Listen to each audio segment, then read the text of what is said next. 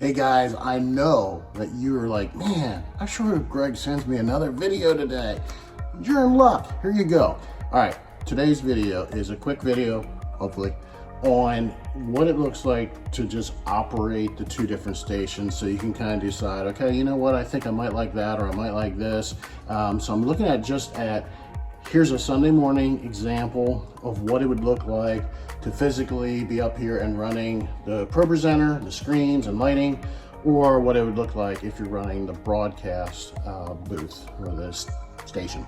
So I kind of view it two different ways or levels. Like, we could have operators that, hey, I know enough that I can run a Sunday morning, and then we'll have engineers that are more like, I know how to do it, plus I know why and how to change things and problem solve and all that. So I'd love to have people cross-trained, especially as operators, even engineers as well. But yeah, I want, this video is just operator level. Then we'll get into videos that are more specific to like tutorial, like really how does everything work. But this is, look at this. So let's dive in and check it out. Okay, first up is Pro Presenter. Basically, this is in-house. So your front screen, your back screen, and lights. This is sending information. We're not recording anything. You're just sending information out to people. So you're sending to the broadcast, you're sending to the audio to the mixer, front of house. You are just worried about basically what's on the screens and what's happening in lighting. Once it is set up, literally, it is just click the next slide. So our opening automatically syncs to the pictures, automatically starts your clock. When that's done, you go ahead, hit that. That would be up on our screen. I think it'd be nice to add during our announcements. We could add things in. If you have a video, you can just play the video, and literally you just drag and drop things in here, drag things in here to what you want. The verse of the month, and then we get into worship. We can either run the backgrounds if we want to, or we can stay black if we want to, so whatever. And then the way that looks is that, yeah, literally you can change and say, oh, well, we want to do at practice, we want to do the chorus twice, so we're going to do the chorus twice. Or you can just change your arrangements just by dragging in what you want where, and then you're just clicking the next arrow live. So, or you can hit the arrow, you can click, you can hit the space bar. Either one of those will advance you to the next slide. So you're just running down through, and then message automatically changes your back screen. So that way, this is your front screen, this is your back screen. Automatically changes that for you. You don't have to do anything. I have that set maybe on I can set that for like a 10-second timer that it would automatically go off, and then go into your message.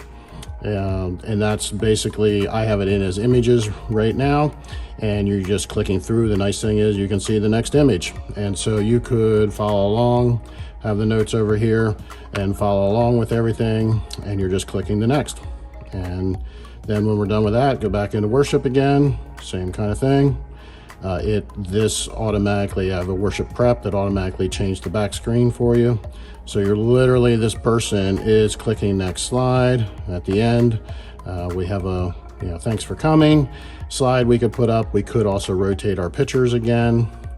And then really, as far as lighting, you can put the macros in.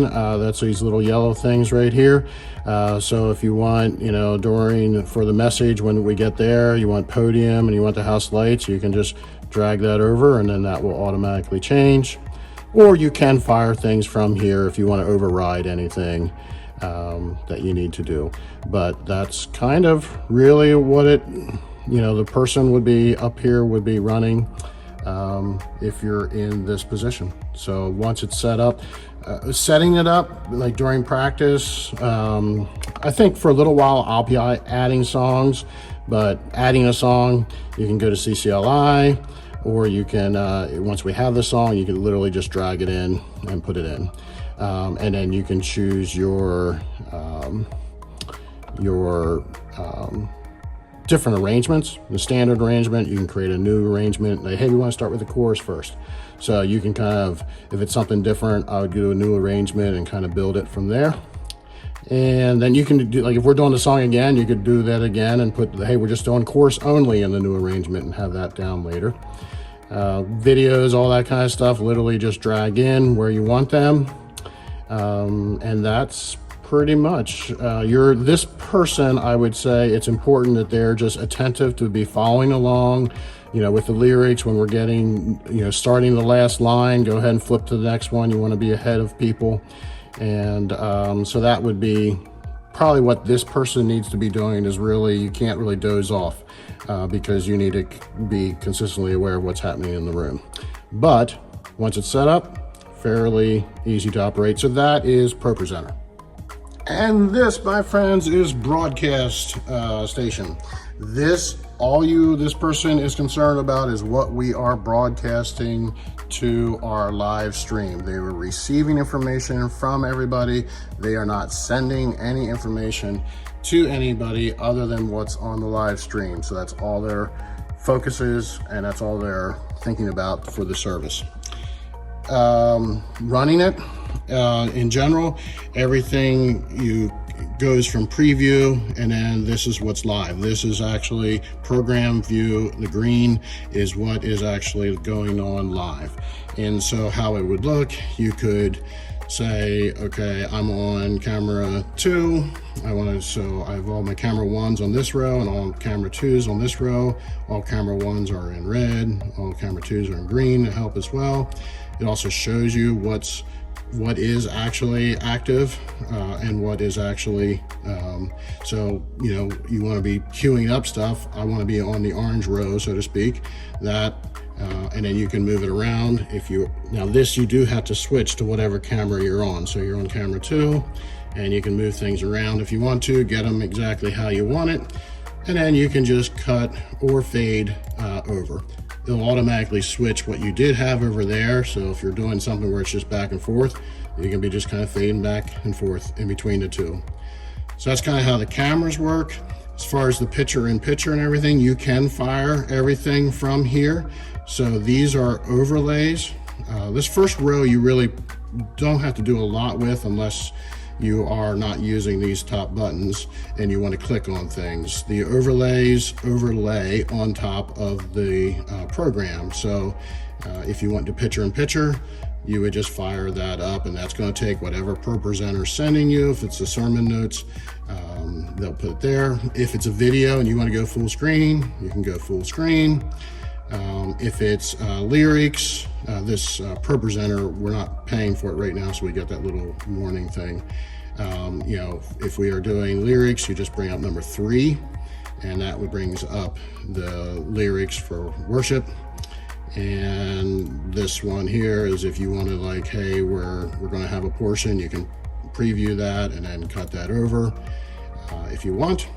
And then we will let's cut to another one here and preview another one, kind of get back to more normal. This here is all your audio. So this is your broadcast music, which is our royalty-free music that we play before and after the service. This is soundboard audio that's coming to you. And then I want to set up that this is the congregation mics, because that is we want that on when they're singing, but off other times.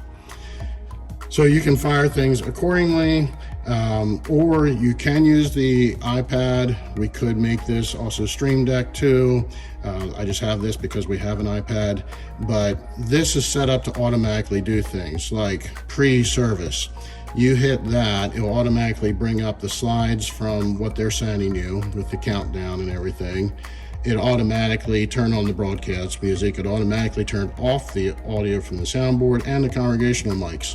You could do all those steps, but that automatically did it for. So you start off the service, you're just hitting that button, you're turning it off when you're ready to go, having queued up already what you want behind it. Same way with picture-in-picture, when you want to bring that in or take that out. If you want to go full screen, if there's a video. And then I have the lyrics to come up, which I'm just firing that. So I also have the lyric, when I hit lyrics, also the congregational mics, I have that to automatically cue on, because that's when we're singing. That's probably when you want them. When you turn them off, it turns them off automatically. Again, you can do it. This makes it easier. You can always override things if you want to. If you want to turn them on for some reason, whatever. Again, that's only going to the recording. Live stream on and off, self-explanatory, that turns it on, or you can click the button. Either one works.